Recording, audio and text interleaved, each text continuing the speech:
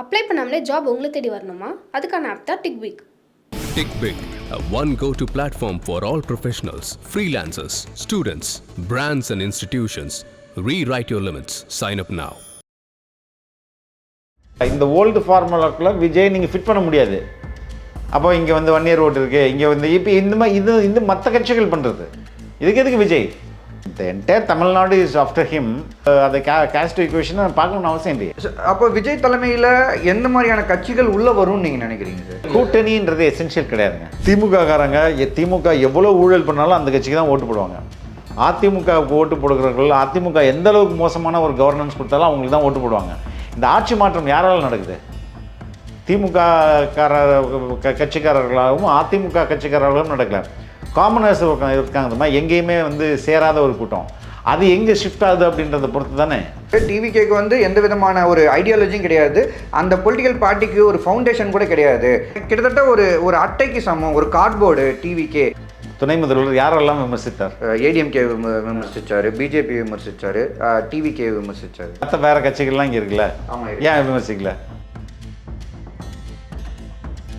தமிழக வெற்றி கழகம் வந்து அவங்க தலைமையில் தான் கூட்டணி அமைச்சு 2026 தேர்தலை கண்டெஸ்ட் பண்ண போகிறாங்க. இது சரியான முடிவா?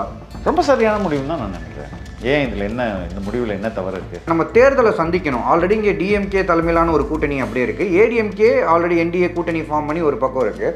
ஸோ ரெண்டுமே ரொம்ப பெரிய கட்சிகள். அப்படி இருக்கும்போது புதுசாக வந்திருக்க ஒரு பார்ட்டி ஒரு ஃபெமிலாரிட்டியை மட்டும் நம்பி அவங்க தேர்தலில் தனியாக போட்டியிட முடியுமா? தமிழக வெற்றி கழகத்தில் யாரெல்லாம் வந்து சீட்டு வாங்கி இந்த எலெக்ஷனில் டிவிகே சார்பில் கண்டெஸ்ட் பண்ண நினச்சாங்களோ, விஜய் தலைமையில் தான் கூட்டணி அப்படின்ற தீர்மானத்துக்கு அப்புறம் அவங்க பின்வாங்குறாங்க. என்ன காரணம்னா, ஏடிஎம்கேவோட இணைந்து பயணிக்கும் போது கண்டிப்பாக வெற்றி, நமக்கான வெற்றின்றது உறுதி. ஆனால் இன்றைக்கி வந்து தனித்து போட்டியிடும் போது நமக்கான வெற்றின்றது அந்தளவுக்கு சாத்தியம் கிடையாதுன்னு தாவேக்காக்குள்ளே இருக்கவங்களுக்கே அந்த மாதிரியான ஒரு மைண்ட் செட் இருக்குன்னு சொல்லி ஒரு நியூஸ் வருது. இது வந்து ஏற்கனவே இங்கே இருக்கிற சக்திகளுக்கு மாற்று தானே நீங்கள். அப்போ இந்த மாற்றா சொல்லிட்டு நீங்களே அதை அவங்களே கூப்பிட்டு வந்தால் எப்படி அது முடியும் சார்? ஆனால் அந்த இடத்துக்கு, அதாவது இங்கே இருக்கக்கூடிய அரசியலுக்கு ஒரு மாற்று வந்து விஜய் அப்படின்ற ஒரு ஸ்பேஸுக்கு விஜய் போகணுன்னா லைக் எதை வச்சு சார் போவாங்க? ஏன்னா இப்போ பார்க்கும்போது இங்கே மக்கள் ஆதரவு மட்டும்தாங்க. நான் மாற்று என்பதை மக்கள் உணர்ந்து கொள்ளணும், அவ்வளோதான். சார் அதுக்கான அரசியல் விஜய் என்ன சார் பண்ணியிருக்காரு? ஏன்னா இப்போ பொதுக்குழுலையும் பார்த்தீங்கன்னா அரசியல் எதுவுமே பேசலைன்றாங்க. என்ன சொல்கிறாங்க, முழுக்க அந்த சம்பவத்துக்கும் எங்களுக்கு எந்த சம்மந்தமும் இல்லை அப்படின்றத தான் தொடர்ச்சியாக பதிவு பண்ணுறாங்களே தவிர எந்த ஒரு அதையே நான் இன்னும் ஸ்ட்ராங்காக பதிவு பண்ணியிருக்கணும்னு நினைக்கிறேன் நான். சார் வணக்கம் சார். வணக்கம் சார். ரீசெண்டாக தமிழக வெற்றி கழகத்தின் பொதுக்குழு வந்து நடந்து முடிஞ்சிருக்கு. அந்த பொதுக்குழுவில் ரொம்ப நிறைய முக்கியமான விஷயங்கள், அந்த தீர்மானங்கள் எல்லாமே அவங்க கொண்டு வந்திருக்காங்க.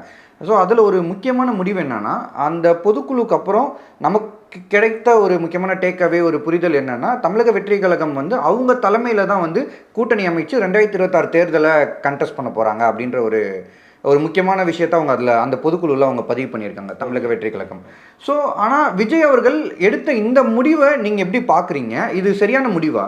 ரொம்ப சரியான முடிவுன்னு தான் நான் நினைக்கிறேன்.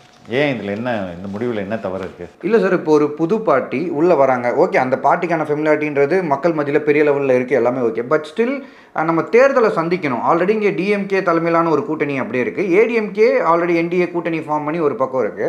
ஸோ ரெண்டுமே ரொம்ப பெரிய கட்சிகள். அப்படி இருக்கும்போது புதுசாக வந்திருக்க ஒரு பார்ட்டி ஒரு ஃபெமிலாரிட்டியை மட்டும் நம்பி அவங்க தேர்தலில் தனியாக போட்டியிட முடியுமா? பெரிய கட்சி சிறிய கட்சி அப்படின்றது இல்லைங்க. ஆம் ஆத்மி வந்து எத்தனை வருஷத்துக்கு முன்னாடி வந்த கட்சி? சரி, ரொம்ப ரீசெண்டாக வந்த கட்சி தானே. டெல்லி என்பது இந்தியாவின் தலைநகர் தானே. அதில் வந்து ஒரு காங்கிரஸ்ன்ற ஒரு பெரிய கட்சியை அடித்து காலி பண்ணி அவங்க வந்து ஆட்சியை பிடிக்கிறதுன்றது முடிஞ்சது தானே. அப்போ அது வந்து ஒரு பெரிய விஜய் போன்ற ஒரு மிகப்பெரிய நட்சத்திர வெளிச்சமெல்லாம் இல்லாத ஒரு கட்சி அவர்களாலே முடிந்தது. பஞ்சாபில் வரையும் அவங்களால பெனட்ரேட் பண்ண முடிஞ்சுது. ஓகே, இப்போது இங்கே பெரிய கட்சி 75 ஆண்டு 50 ஆண்டு அப்படின்னா அது மரம் கூட தான் பெரிய மரமாக இருக்கும். அதோடய ஸ்ட்ரக்சர் எந்த அளவுக்கு வேர்கள் ஸ்ட்ராங்காக இருக்குது, உள்ளே உளுத்து போகாமல் இருக்குதா இல்லை வைரம் பாஞ்சு இருக்குதா யாருக்கும் தெரியாது. அப்போ இங்கே வந்து ஒரு புதிய கட்சி வந்து ஒரு பழைய கட்சியை வந்து வீழ்த்துவதுன்றது இயற்கை. இது பழையன போயிட்டு புதுசு வர்றது தானே இயங்கியலே. அப்போ நீங்கள் வந்து அதை விஜயால் வீழ்த்த முடியும்னா கண்டிப்பாக உறுதியாக வீழ்த்த முடியும். ஆனால் இந்த எலெக்ஷனில் அது முடியுமான்னு கேட்குறேன். ஏன்னா ஏன் இந்த எலெக்ஷனில் என்ன பிரச்சனை? சார் சார் இப்போ ஃபார் எக்ஸாம்பிள் வந்து இப்போ நம்ம 21 எலெக்ஷன் எடுத்துக்கிட்டோம்னா கிட்டத்தட்ட 1,74,00,000 ஓட்டு வாங்கி டிஎம்கே ஜெயிச்சாங்க. அவங்க அதுக்கு அப்போசிஷன் பார்ட்டியாக இருக்கக்கூடிய ஏடிஎம்கே வந்து 1,30,00,000 வாக்குகள். மொத்தம் போட்டுக்க ரெண்டு ஓட்டையும் போடுங்க சார். அரௌண்ட் ஆல்மோஸ்ட் 2 crores மேலே ஓட்ஸ், 3 crores வச்சுக்கலாமே. இப்போ இங்கே வந்து 6 crores ஓட்டு இருக்கான். ஆமாம் சார் இருக்காங்க. அப்போ இந்த ஒரு பெரிய ஜங்கு இவங்கள்ட்ட இன்ட்ரெஸ்ட் இல்லாமல் தானே இருக்குது. 70% திரண்டாலே இப்போ விஜயோட கேல்குலேஷன் என்ன, 2 கோடி ஓட்டு, 2 கோடி ஓட்டு வாங்குறவங்க வின்னர். அப்போ அந்த 2 கோடி ஓட்டை அவங்க பிளான் பண்ணுறாங்க. அதான் அவங்களுக்கு தெரியுது நம்மளால் பண்ணிட முடியும் அப்படின்றத அவங்களுக்கு நம்புகிறாங்க. சார் ஆனால் சாத்தியமா சார்? ஏன் சாத்தியம் இல்லை? ஏங்க இன்னைக்கு வந்து இந்த 2 கட்சிகளும் மீது நாட்டம் இல்லாத, விருப்பம் இல்லாத, வெறுப்போட லட்சக்கணக்கான பேர் இருக்கான், கோடிக்கணக்கான பேர் இருக்கான். அவங்களாம் ஆல்டர்னேட்டிவ் என்னன்றது ஒரு பெரிய கேள்விக்குறியாக இருக்குல்ல. அதை விஜய் செய்வார்னு எதிர்பார்க்குறாங்க சார். ஆனால் இப்போ நீங்கள் சொல்கிற மாதிரி இங்கே ஆல்டர்னேட் இருக்குது. இப்போ நீங்கள் 3 crores சொன்னால் கூட பேலன்ஸ் 3 crores ஓட்டு அப்படியே இருக்குது.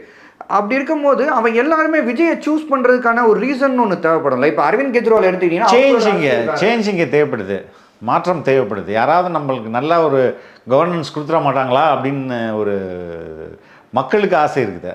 அதை விஜயால் தர முடியும்னு அவங்க நம்பினாங்கன்னா Vijay will become the chief minister. அவ்வளோதானே, ரொம்ப சிம்பிள் தானே இது.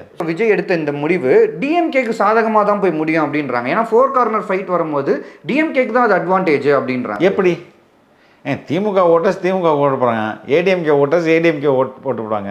விஜயை விரும்புபவர்கள் விஜய்க்கு ஓட்டு போட போகிறாங்க. பெரும்பாலான நியூட்ரல் ஓட்டர்ஸு 2021 தேர்தலில் மக்கள் மனநிலை எனக்கு யாருக்கு ஆதரவாக இருந்தது அதை நீங்களே பார்த்துருப்பீங்க. பெரும்பாலும் திமுகவுக்கு ஆதரவான மனநிலை தான் மக்கள் இருந்தாங்க. இந்த வாட்டி விஜய்க்கு ஆதரவான மனநிலையில் மக்கள் இருக்காங்க. அதில் இதில் என்ன சந்தேகம் இருக்குது? சரிங்களா? ஸோ இப்போ எப்போதுமே மக்கள் தாங்க வெற்றியை உறுதி செய்கிறார்கள், கட்சிக்காரங்க உறுதி செய்கிறதில்ல. காமன் மக்கள் தான் வந்து உறுதி செய்கிறவங்க. திமுக எவ்வளோ ஊழல் பண்ணாலும் அந்த கட்சிக்கு தான் ஓட்டு போடுவாங்க. அதிமுகவுக்கு ஓட்டு போடுகிறவர்கள் அதிமுக எந்த அளவுக்கு மோசமான ஒரு கவர்னன்ஸ் கொடுத்தாலும் அவங்களுக்கு தான் ஓட்டு போடுவாங்க. இந்த ஆட்சி மாற்றம் யாரால் நடக்குது? திமுக கட்சிக்காரர்களாகவும் அதிமுக கட்சிக்காரர்களும் நடக்கல. காமனர்ஸ் இருக்காங்கம்மா, எங்கேயுமே வந்து சேராத ஒரு கூட்டம். அது எங்கே ஷிஃப்ட் ஆகுது அப்படின்றத பொறுத்து தானே. அது ரொம்ப ஸ்பீடாக விஜய்க்கு அலைன் ஆகுது. அப்போது இதுதான் வெற்றி வாய்ப்பை உறுதி பண்ண போகுது.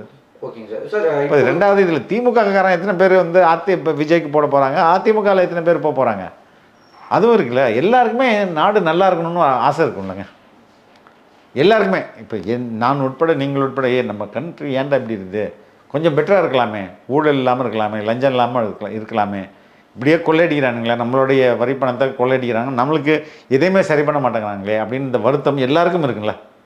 அதுக்கு ஒரு தீர்வாக விஜய் வரும்போது ஏன் அதை நோக்கி போக மாட்டாங்க? அதை நோக்கி தான் போவாங்க. ஓகேங்க சார். இப்போது ரீசெண்டாக அதாவது இந்த பொதுக்குழு முடிஞ்சதுக்கப்புறம், அதாவது குறிப்பாக இந்த தீர்மானம் விஜய் தலைமையில் தான் கூட்டணி, விஜய் தான் முதல்வர் வேட்பாளர் அப்படின்ற தீர்மானம் நிறைவேற்றினதுக்கப்புறம் ஒரு முக்கியமான ஒரு செய்தி ஒன்று பார்க்க முடிஞ்சது சார். அது என்னென்னா, தமிழக வெற்றி கழகத்தில் யாரெல்லாம் வந்து சீட்டு வாங்கி இந்த எலெக்ஷனில் டிவிகே சார்பில் கண்டெஸ்ட் பண்ண நினச்சாங்களோ, விஜய் தலைமையில் தான் கூட்டணி அப்படின்ற தீர்மானத்துக்கு அப்புறம் அவங்க பின்வாங்குறாங்க. என்ன காரணம்னா, ஏடிஎம்கேவோட இணைந்து பயணிக்கும் போது கண்டிப்பாக வெற்றி நமக்கான வெற்றின்றது உறுதி. ஆனால் இன்னைக்கு வந்து தனித்து போட்டியிடும் போது நமக்கான வெற்றின்றது அந்தளவுக்கு சாத்தியம் கிடையாதுன்னு தாவேக்காக்குள்ளே இருக்கவங்களுக்கே அந்த மாதிரியான ஒரு மைண்ட் செட் இருக்குன்னு சொல்லி ஒரு நியூஸ் வருது. இது வந்து மதுரை மாநாட்டில் போடப்பட்ட தீர்மானம் தான், ரைட்டுங்களா? மதுரை மாநாட்டிலே இல்லை, மதுரைக்கு முன்பு மாநாட்டிலே நினைக்கிறேன், விக்கிரவாண்டிலே அதுக்கு அடுத்தது ஒரு ஏற்கனவே இது 2வது முறை நிறைவேற்றப்படுகிற தீர்மானம். முதல் தீர்மானத்திலே பிரச்சனை வரும்போது 2வது வாட்டி வரும்போது என்ன சண்டை வரப்போதீங்க? என்ன பிரச்சனைனா, இந்த செய்தியை பொறுத்தவரையும் இது குறிப்பாக இன்னும் சொல்லப்போனால் பிஜேபி ஏடிஎம்கே அலையன்ஸ் வந்த பிறகு வர தீர்மானம் இது. இப்போ ஒருவேளை விஜய் இங்கே வந்து அதிமுக அலையன்ஸ் என்டிஏல சேர்ந்தாருன்னா ஷார்ட்டாக வின் பண்ணுவாங்க. அதில் யாரும் வின் பண்ணுவாங்க? பிஜேபியும் சேர்ந்து வின் பண்ணுவாங்க. அதை தான் சொல்கிறாங்க. இல்லை அதில் பிஜேபியும் சேர்ந்து வின் பண்ணுவாங்க. அதனால தான் அந்த பர்டிகுலர் நாளிதழுக்கு பிஜேபி வந்து இங்கே வந்து ஆட்சியில் அமையணும் அப்படின்றது தான் அவங்களுடைய விருப்பம். அதற்காக சொல்கிறாங்களே வந்து, ஏங்க விஜய் வந்து கேண்டிடேட்டு போயிட்டு ரிஜெக்ட் பண்ணுறதுக்கெலாம் வாய்ப்பே கிடையாதுங்க. அந்த அப்படியெல்லாம் பண்ணுறதுக்கு. ஏன்னா அவர்களுக்கு நன்கு தெரியும் அங்கே விழப்போகிற ஓட்டு எல்லாமே அவங்களுக்கானது இல்லை, விஜய்க்கானது அப்படின்றது. எல்லாருமே விஜய்க்காக தான். இந்த இந்த தேர்தலை பொறுத்தவரையில் எல்லா ஓட்டுமே அவர் வாங்குறது, அவருக்காக விழுறது தான். இதற்கு அடுத்தடுத்த தேர்தலில் தான் இவங்களுடைய பெர்ஃபார்மன்ஸு, இவங்க ஒரு எம்எல்ஏவாக எப்படி செயல்படுறாரு, இதெல்லாம் பார்த்து தான் அந்த கேண்டிடேட்டுக்கு வந்து இது போகுமே ஒழிஞ்சு, இந்த முறை எல்லா ஓட்டுகளும் வாங்கின அனைத்து தாவேக்காவின் ஒவ்வொரு ஓட்டும் விஜய் அப்படின்ற முகத்துக்காக வர்றது தான். அதனால் இப்போ போயிட்டு யாரும் ரிஜெக்ட் பண்ண மாட்டாங்க. இது வந்து குக்டப் ஸ்டோரின்னு சொல்லுவாங்களே, அது மாதிரி இது குக்டப் தான் அது. ஓகேங்க சார். ஆனால் இப்போது நான் என்ன சொல்கிறேன், இப்போ நீங்களே சொன்னீங்க என்டிஏக்குள்ளே போனால் கண்டிப்பாக விஜய் ஜெயிப்பார், அதில் சான்சஸ் இல்லை. இல்லைங்க, என்டிஏ போகாட்டியும் ஜெயிப்பார். என்டிஏ சரிங்க சார், அதுதான் என்ன C you coming like a clean slate. உங்கள் மேலே எந்த குற்றமும் குறையும் சொல்ல முடியாது. உங்களால் கொள்ளையடிச்சிட்டிங்கன்னு சொல்ல முடியாது, நீங்கள் வந்து லஞ்சம் வாங்கிட்டீங்கன்னு சொல்ல முடியாது. நீங்கள் வந்து ஒரு நல்ல ப்ராமிஸோடு வரீங்க அப்படின்னு நீங்கள் சொல்லும்போது ஏற்கனவே இங்கே இருக்கிற சக்திகளுக்கு மாற்று தானே நீங்கள். அப்போ இந்த மாற்றா சொல்லிட்டு நீங்களே அதே அவங்களே கூப்பிட்டு வந்தால் எப்படி அது முடியும் சார்? ஆனால் அந்த இடத்துக்கு, அதாவது இங்கே இருக்கக்கூடிய அரசியலுக்கு ஒரு மாற்று வந்து விஜய் அப்படின்ற ஒரு ஸ்பேஸுக்கு விஜய் போகணுன்னா லைக் எதை வச்சு சார் போவாங்க? ஏன்னா இப்போ பார்க்கும்போது இங்கே மக்கள் ஆதரவு மட்டும்தாங்க. நான் மாற்று என்பதை மக்கள் உணர்ந்து கொள்ளணும், அவ்வளோதான் சார். அதுக்கான அரசியல் விஜய் என்ன சார் பண்ணியிருக்காரு? ஏன்னா இப்போ பொதுக்குழுலையும் பார்த்தீங்கன்னா அரசியல் எதுவுமே பேசலைன்றாங்க. என்ன சொல்கிறாங்க, முழுக்க அந்த சம்பவத்துக்கும் எங்களுக்கு எந்த சம்மந்தமும் இல்லை அப்படின்றத தான் தொடர்ச்சியாக பதிவு பண்ணுறாங்களே தவிர எந்த ஒரு அதையே நான் இன்னும் ஸ்ட்ராங்காக பதிவு பண்ணியிருக்கணும்னு நினைக்கிறேன் நான். அதே அவங்கள அது கூட லைட்டாக தான் பண்ணுறாங்க. They should be even more stronger. அதான் ரொம்ப முக்கியம். ஆனால் அரசியல் பேசணும்ல சார். இப்போ ஜெயலலிதா அரசியல் விஜய், இப்போ இவர் பேசலையா, நம்ம ஆதவ் பேசலையா அரசியல், விஜய் பேசினது அரசியல் தான். முதல்வரை வந்து நேராக டார்கெட் பண்ணி பேசுகிறாருல, முதல்வர் வந்து வன்மத்தோட போய் சொல்கிறாருல, இது அரசியல் தானே. ஆனால் அது ரொம்ப நாகரிகமாக சொல்லிட்டு போகிறாரு. அப்படிதான் நம்ம சார் குறிப்பாக ஆதவ் ஸ்பீச்சே வந்து பல பேருக்கும் வந்து அது வந்து ஒரு பெரிய சந்தேகத்தை ஏற்படுத்துது. ஆதவ் வந்து மேபி சீப்பர்ஸ் எல்லாம் இருக்கலாமா, ஏன்னா அவர் ரொம்ப பேசுறாரு அப்படின்னு சொல்லி. இல்லை, ரொம்ப கடுமையான குற்றச்சாட்டுகளை முன் வைக்கிறாரு, முதல்வருக்கு எதிராக வைக்கிறாரு, உதயநிதிக்கு எதிராக வைக்கிறாரு. அப்படி இருக்கும்போது ஆனால் அவர் எதுவுமே பண்ண மாட்டாங்க, எதுவுமே டச் பண்ண மாட்டாங்க அப்படின்ற. யார் டச் பண்ணோம்? இப்போ டிஎம்கே தரப்புல இருந்து எந்த ஒரு அரெஸ்ட் பண்ணி போட்டணுமா, ஜெயிலில் போட்டணுமா அவர் என்ன பேசிட்டாரு அரெஸ்ட் பண்ணுறதுக்கு? திமுக மேடைகளில் என்ன பேசுகிறாங்க, பெண்களை எவ்வளோக்கு எவ்வளோமா பேசுகிறாங்க. இன்றைக்கி இப்போ இந்த அறிவு திருவிழாவில் கூட முன்னாள் முதல்வர் இபிஎஸ்ஐ பற்றி நம்ம துணை முதல்வர் என்ன பேசினார்? இபிஎஸ்னா 2 விஷயம் தான் ஞாபகம் வருது அப்படின்ட்டு, காலு இன்னொன்று காரு, காரு அப்படின்னு தானே சொன்னார். இது ரொம்ப நாகரிகமான பேச்சா? அவர் விட்டுதலுங்க. அந்த கட்சியில் இருக்கும் மற்றவங்க எப்படி கேவலமாக பேசுகிறாங்க, அது நாகரிகமாக இருக்குதா? அதெல்லாம் இல்லை இவங்க பேசுனதில்ல. ஸோ எந்த விதத்தில் அவரை தூக்கி உள்ள தூக்கி போடணுன்னு இவங்க எதிர்பார்க்குறாங்க. யாருமே பேசக்கூடாது, பேசினா ஸ்ட்ரெயிட் டு ஜெயில். அப்படியா? அப்படி இருக்க முடியாதுல்ல, அப்படி இருக்கக்கூடாதுல்ல. ஓகேங்க சார். உதயநிதி ஸ்டாலின் அவர்கள் முன்வைத்த சில விஷயங்கள் எப்படி பார்க்குறீங்க? ஏன்னா அவர் என்ன சொல்கிறாருன்னா, டிவிகே, அதாவது மறைமுகமாக சொல்கிறாரு, டிவிகேக்கு வந்து எந்த விதமான ஒரு ஐடியாலஜியும் கிடையாது, அந்த பொலிட்டிக்கல் பார்ட்டிக்கு ஒரு ஃபவுண்டேஷன் கூட கிடையாது, கிட்டத்தட்ட ஒரு அட்டைக்கு சமம், ஒரு கார்ட்போர்டு டிவிகே மாதிரி, செட் ப்ராப்பர்ட்டி அப்படின்ற மாதிரி பதிவு பண்ணுறாரு. அதை எப்படி பார்க்குறீங்க? ஏங்க நீங்கள் அவங்கள பற்றி பேசுகிறீங்க? உங்களுக்கு த்ரெட்டு கிடையாது யார் இப்போ இல்லை நீங்கள் அந்த பேச்சில் எந்தெந்த அரசியல் கட்சிகள் பற்றி விமர்சனம் வைக்கப்பட்டது? துணை முதல்வர் யாரெல்லாம் விமர்சித்தார்? இபிஎஸ் ஏடிஎம்கே விமர்சித்தார், பிஜேபி விமர்சித்தார், டிவிகே விமர்சித்தார், மற்ற வேறு கட்சிகள்லாம் இங்கே இருக்குல்ல, ஏன் விமர்சிக்கல?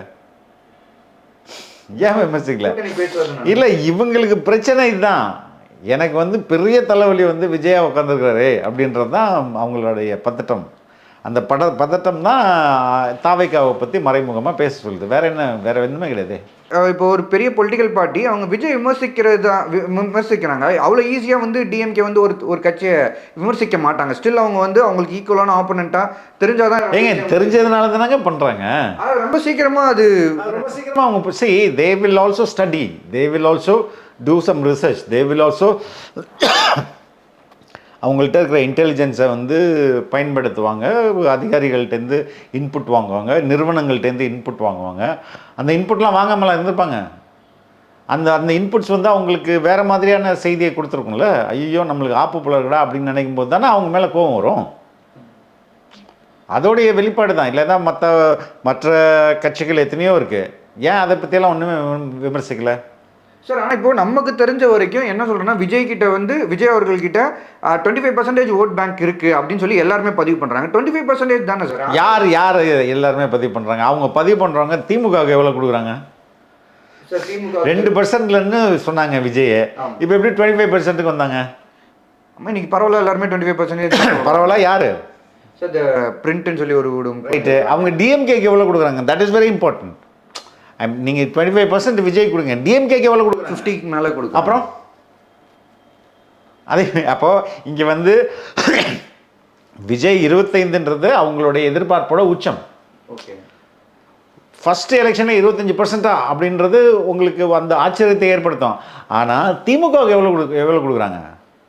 50% கொடுக்குறாங்களே, அது எப்படி முடியும்?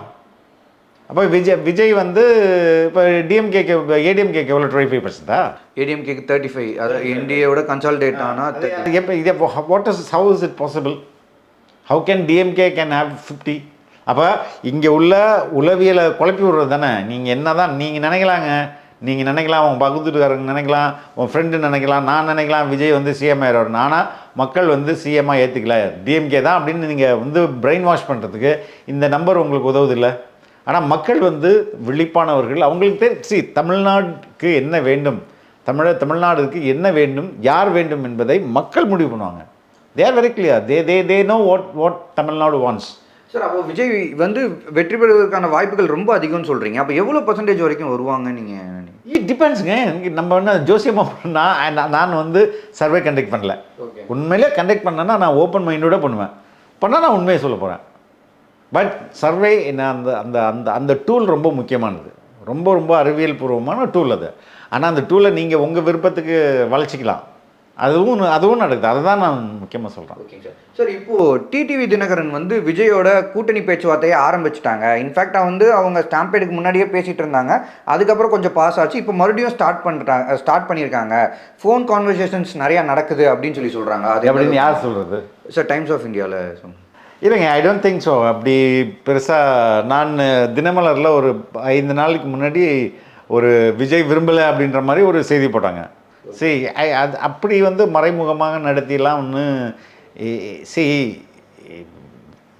விஜய் அந்த கட்சி வந்து ஒரு நான் ஏற்கனவே சொன்ன மாதிரி ஒரு ஃப்ரெஷ் லுக்கோடு வராங்க. அவங்களுக்கு ஏற்கனவே பழைய ஆட்களில் வந்து விஜய் இப்போது தாவேக்கால் போய் டிடிவி தினகரன் சேர்ந்தால் தாவேக்காவை வந்து சிஎம் ஆக்குறது உறுதியாயிடுமா? இல்லை, பட் ஸ்டில் ஆனால் இல்லை என்ன வேல்யூ ஆட் பண்ண போகிறாரு அவர்? சார், தென் மாவட்டங்களில் அவங்களுக்குன்னு ஒரு ஓட் பேங்க் இருக்குது. என்ன ஓட் பேங்க் நிற்கும் போது இல்லைங்க, விஜய்க்கு வந்து சாதி மதம் மொழி இனம் கடந்த ஓட்டு. நீங்கள் போயிட்டு இங்கே தேவர் ஓட்டு இருக்குது, முக்குளத்தர் ஓட்டு இருக்குன்னு பார்க்கணுன்னு அவசியம் கிடையாது. இட் இஸ் நாட் இந்த ஓல்டு ஃபார்முலா இருக்குல்ல, இந்த ஓல்டு ஃபார்முலாக்குள்ள விஜய் நீங்கள் ஃபிட் பண்ண முடியாது. அப்போ இங்கே வந்து 1 இயர் ஓட்டு இருக்குது, இங்கே வந்து இப்போ இந்த மாதிரி இது மற்ற கட்சிகள் பண்ணுறது. இதுக்கு எதுக்கு விஜய்? புரியுதுங்களா? when the entire Tamil Nadu is after him, why do you have to calculate this caste politics? எதுக்கு நம்ம அதை caste equation பார்க்கணும்னு அவசியம் இல்லையே. சார், caste equationsலே இல்லாமல் பட் ஸ்டில் அமமுக வந்து ஒரு பொலிட்டிக்கல் பார்ட்டி. அமமுக வந்து தாவேக்காவை வெற்றி பெற வச்சிரும் அப்படின்றது நான் நம்பல. அப்படின்னா அவங்களே வெற்றி பெற்றுப்பாங்க இல்லையா? இன்றைக்கி வந்து ஃபீலர்ஸ்ன்னு சொல்லுவாங்க, செய்தியை கசி விடுறது தான். அதுக்கு எப்படி ரியாக்ஷன் வருதுன்னு பார்க்குறது. இது எல்லா டைம்லேயும் நடக்கும். ஊடகங்களை அவர்களும் பயன்படுத்துவாங்க, நீங்களும் இப்போ அரசியல் தலைவர்களும் பயன்படுத்துவாங்க, ஊடகங்களும் அவங்கள பயன்படுத்திக்கும். அதனால் இது ஃபீலர்ஸ் தானே, அது எப்படி வேணால் அவங்க விட்டு போகிறாங்க. அப்போ விஜய் தலைமையில் எந்த மாதிரியான கட்சிகள் உள்ளே வரும்னு நீங்கள் நினைக்கிறீங்க சார்? பெரிய இங்கே வந்து இதற்கு பிறகு உள்ள கட்சிகள் இங்கே என்ன இருக்குது, எல்லாமே ஒரு கூட்டணியில் செட் ஆகிடுறாங்க. இப்போ செட் ஆகாதது வந்து 3 பேர் இருக்காங்க. பிரேமலதா, தேமுதிக இருக்குது, பாமக இருக்குது, அதுக்கடுத்தது இவங்க இப்போ நம்ம ஓபிஎஸ் இருக்கிறாரு, டிடிவி இருக்கிறாரு. இது மாதிரி 4-5 பேர் தானே. அவங்க ஃப்ரிஞ்ச் எலிமெண்ட் சொல்லுவாங்களா, அவங்க தானே இருக்கிறாங்க. அவங்க எப்படி போய் இவர்களால் தான் வந்து விஜய் வெற்றி பெறுவார்னு நம்ம எதிர்பார்த்தோம்னு வைங்களேன். That's again stupidity, right sir? But அது நான் என்ன கேட்குறேன்னா, இவங்க கூட்டணி அப்படின்றது இல்லை, கூட்டணின்றது எசென்ஷியல் கிடையாதுங்க. ஃபர்ஸ்ட் ஆஃப் ஆல் எசென்ஷியலே இல்லை. இப்போ ஏடிஎம்கே தனித்து 40 வெற்றி பெற்றிருக்காங்களே. ஆமாம் சார். ஸோ நான் என்ன சொல்கிறேன், கூட்டணின்றது உங்களுக்கு உங்களுடைய நீங்கள் வீக்கர் பாடியாக இருந்ததுன்னா, உங்களுடைய கட்சி வீக்கராக இருந்தால் தான் வந்து இப்போ நாம் தமிழர் வந்து கூட்டணி இல்லாமல் தானே ஒவ்வொரு தேர்தலையும் பார்த்துட்ருக்காங்க. அவங்களுடைய நம்பர்ஸ் அதிகரிச்சுக்கிட்டு தான் இருக்கா இல்லையா? சார் ஆனால் உங்கள் நம்பர்ஸ் அதிகரிக்கிறத மட்டும் வச்சு நம்ம சொல்ல முடியாது. என்ன சொல்கிறேன், கூட்டணி இல்லாமலும் ஒரு கட்சி நடத்த முடியும் தானே, கட்சி எலெக்ஷனில் சந்திக்க முடியும் தானே. ஆமாம் சார், ஆனால் இவர் ஜெயிக்கிறேன்றார்ல, நான் ஃபஸ்ட் டைமே நான் சிஎம் ஆக போகிறேன்றார். மக்கள் அவ்வளோ பேர் விரும்புகிறாங்கன்னா நீங்கள் என்ன பண்ண முடியும்? கொத்தாக மக்கள் விரும்பும் போது நீங்கள் வந்து கூட்டணி வச்சு தான் வெற்றி பெறணும்னு அவசியம் இல்லைல்ல. ஓகேங்க சார். சார் ஆனால் இப்போ இன்னைக்கு கூட வந்து புரட்சி பாரதம் கட்சியின் தலைவர் ஜெகன்மூர்த்தி அவர்கள் ஒரு ப்ரெஸ் மீட் கொடுக்குறாரு. அவர் என்ன சொல்கிறாருன்னா, இப்போ இருக்கக்கூடிய கூட்டணியை, இன்னைக்கு டிஎம்கே கூட்டணியாக இருக்கட்டும், ஏடிஎம்கே கூட்டணியாக இருக்கட்டும், எதுவுமே ஃபைனலைஸ்டே கிடையாது. ஸ்டில் விஜயோட ஆப்ஷன்ஸுன்றது ரொம்ப பெருசு. லைக் வந்து சீட்ஸ் நிறையா கொடுக்குறாரு, ஆட்சியிலையும் அதிகாரத்துலையும் பங்கு கொடுக்குறேன்றாரு. இன்ஃபேக்ட் வந்து உங்களால் ஜெயித்தோம் அப்படின்னா நாங்கள் வந்து டெப்டி சிஎம் கூட ப்ரொவைட் பண்ணுறோம், அந்தளவுக்கு கொடுக்குறாரு அப்படின்னு சொல்லி ஜெகன்மூர்த்தி அவர்கள் சொல்கிறாரு ப்ரெஸ் மீட்டில். இது எந்த அளவுக்கு உண்மை, இது எப்படி நம்ம பார்க்கணும் இந்த ஸ்டேட்? அது அவருடைய என்ன ஓட்டத்தை சொல்றாரு. He can be an alternative for விசிகேக்கு ஒரு ஒரு ஒரு ஆல்டர்னேட்டிவாக தாவேக்கா பார்க்கலாம், அதுக்கும் வாய்ப்பு இருக்குது. பிகினிங்ல இருந்தே தொடர்ச்சியாக இந்த ஒரு செய்தி வந்து வந்துட்டே தான் இருக்குது. காங்கிரஸ் வந்து பிரிஞ்சு வெளியே வருவாங்க, காங்கிரஸ் டிவிக்கே சேருவதற்கான வாய்ப்புகள் அதிகம், விஜயுமே அதை தான் பெரிய அளவுக்கு எதிர்பார்க்குறாரு அப்படின்ற ஒரு செய்திகள் வந்து தொடர்ச்சியாக வந்துட்டே இருக்குது. சொல்லப்போனால் செல்வப்பிறந்தை அவர்கள் ரீசெண்டாக கொடுத்த ஒரு இன்டர்வியூவில் கூட அவர் சொல்கிறாரு, ஜான்வரிக்கு அப்புறம் என்ன வேணால் நடக்கலாம் அப்படின்ற மாதிரி பதிவு பண்ணுறாரு. ஸோ இது எப்படி நம்ம பார்க்கலாம்? எனக்கு நல்லா தெரியும், அங்கே அப்படி ஒரு முயற்சி நடந்துட்டு இருக்கு. அது இரண்டு கட்சிகளுக்குமே ரொம்ப ஹெல்த்தியான ஒரு contribution. They can contribute to each other. எப்படின்னா, இங்கு அவர்களை ஆட்சி அதிகாரத்தில், காங்கிரஸை மீண்டும் ஆட்சி அதிகாரத்தில் அமர வைக்க தாவேக்காவால் முடியும், ரைட்? அதே போல் தாவேக்காருக்கு உண்மையான பிஜேபி எதிர்ப்பு, உண்மையான மதவாத எதிர்ப்போடைய ஐகானாக இருக்கிறது இன்னைக்கு காங்கிரஸ்.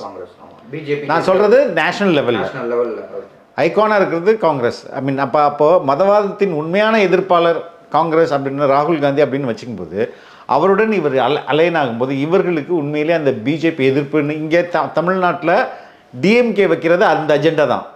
அவங்களுடைய நரேட்டிவ்ஸே என்னென்னா, பிஜேபிக்கு எதிரானவர்கள் நாங்கள். இப்போ பார்லிமெண்ட் எலெக்ஷன் நடக்கல, அசம்பிளி எலெக்ஷன் நடந்தால் கூட நாங்கள் பிஜேபிக்கு எதிரானவர்கள் அப்படின்ற மனநிலை. அப்போ அதுக்கு ட்ரூ ஆல்டர்னேட்டிவ் டிஎம்கே கிடையாது, இட்ஸ் தாவேக்கா தான் ஒரிஜினலான ஆல்டர்னேட்டிவ்னு காங்கிரஸோடைய ரெக்கக்னிஷன் டிவிகேவை நல்லா எலிவேட் பண்ணும், நேஷனல் லெவல்லையும் எலிவேட் பண்ணும். ஒன்று. ரெண்டாவது, காங்கிரஸ் கட்சிக்கு புதுச்சேரியிலையும் கேரளாவிலையும் மீண்டும் ஆட்சி அமைக்க தாவேக்காவால் உதவ முடியும். இவர் பாண்டிச்சேரியும் சரி கேரளாலையும் சரி கேம்பெயினில் போய் பேசினாலே போதும், தே கேன் அவர் ஓட்டு வந்து நிறையா கன்வெர்ட் பண்ணி காங்கிரஸை 2 மாநிலங்களில் அவரால் ஆட்சியில் அமர்த்த முடியும். இது காங்கிரஸுக்கு தெரியுமா தெரியாதா? சார் ஆட்சியில் நல்லா தெரியும். ஸோ அப்படி அதனால தான் அந்த ஓகே நீங்கள் அதனால் சீரியஸாக காங்கிரஸ் கன்சிடர் பண்ணணும்னு நினைக்கிறேன் நான். இந்த ஒரு ஃபேக்டர் இருக்குல்ல சார், இப்போ டிவிகே காங்கிரஸ் இந்த ஒரு விஷயம் இருக்குது, இந்த அலைன்ஸ் ஃபேக்டர் இருக்குது. இதுக்கு நிறைய விஷயம் சொல்கிறாங்க. இப்போது பீகார் எலெக்ஷன்ஸ் வந்து ஒரு ஃபஸ்ட்டு இது முடிஞ்சிருச்சு, செகண்ட் இது நடக்க போகுது. ஸோ அதில் வரக்கூடிய வெற்றி இந்த அலைன்ஸுக்கு ஏதாச்சும் ஒரு ஆடப் பண்ணுறதுக்கான வாய்ப்புகள் ஏதாவது இருக்கா? டிஎம்கேனால அங்கே வெற்றி பெறுமா? ஜெயிக்காது. சி அது வந்து காங்கிரஸோட ஸ்ட்ரென்த் அதிகம் பண்ணுவோம். இப்போ இங்கே விஜய் வந்து டிஎம்கே மேலே ஒரு குற்றச்சாட்டு வச்சுட்டே இருக்காரு. என்னது? 2 பேருக்கும் கள்ள உறவுன்ட்டு. யாருக்கும்? பிஜேபிக்கும் டிஎம்கேக்கும் கள்ள உறவு. இது டிஎம்கே இது ராகுல் காந்திக்கு தெரியுமா தெரியாதா? அவங்க எவ்வளோ அண்டர்ஸ்டாண்டிங்கில் இருக்காங்கன்னா நிச்சயமாக காங்கிரஸுக்கு தெரியும்ல. தெரியும். So they will see. அது பீகார் எலெக்ஷன் வந்து ஒரு காங்கிரஸோடைய முடிவை ஓரளவுக்கு வந்து பாதிக்கலாம்.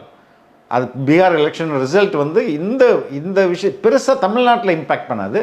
இந்த கூட்டணியில் சில மாற்றங்களை, சில பாதிப்புகளை ஏற்படுத்துறதுக்கு வாய்ப்புகள் இருக்கும். Okay sir. ஏடிஎம்கேவோட சீனியர் மினிஸ்டர்ஸ், அதுக்கப்புறம் ஏடிஎம்கேவோட டெப்டி ஜெனரல் செக்ரட்டரி, இவங்கெல்லாமே வந்து விஜய்க்கு எதிரான விமர்சனங்களை பதிவு பண்ணுறாங்க. அவங்க என்ன சொல்கிறாங்க, புதுசாக ஒரு கட்சி உள்ளே வந்தோடனே அவங்க வந்து பெரிய கனவுலகத்தில் இருக்காங்க, ஜெயிச்சிடலாம் அப்படின்றாங்க.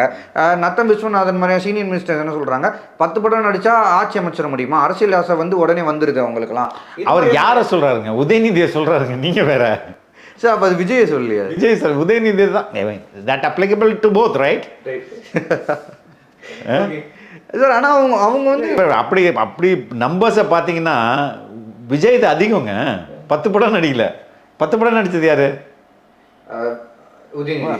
S of course. ஆனா இப்போ deputy general secretary KP Munusamy அவர் என்ன சொல்றாருன்னா, புதுசா உள்ள வந்துட்டு அவங்களுக்கு வந்து பெரிய கனவுலகத்துல இருக்காங்க, ஜெயிச்சிடலாம் அப்படின்றது. ஆக்சுவல் பாலிடிக்ஸ்னா என்னன்னே தெரியல அப்படின்றாங்களே. ஏன் நீங்க கவலைப்படுறீங்க? அவங்க கனவுல என்ன எடுத்துட்டு போறாங்க, உங்களுக்கு என்ன பிரச்சனை?